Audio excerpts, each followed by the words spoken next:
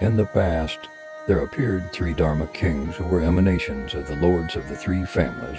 Amongst these, it was during the time of King Trisong Deutsen, who was Manjushri in person, that the second Buddha, the Great Master of Oddiyana, was invited to the land of snows, and the glorious, spontaneously perfect, unchanging temple of Samye was constructed.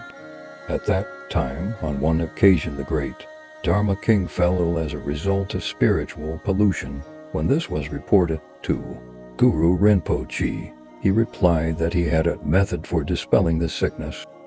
Clean wood was sought, and then by purify it through the element of fire, a smoke offering was made to the deities. The king recovered, for the benefit of future generations. The instructions on sang offering and a description of its benefits were inscribed on the walls at Glorious Samye.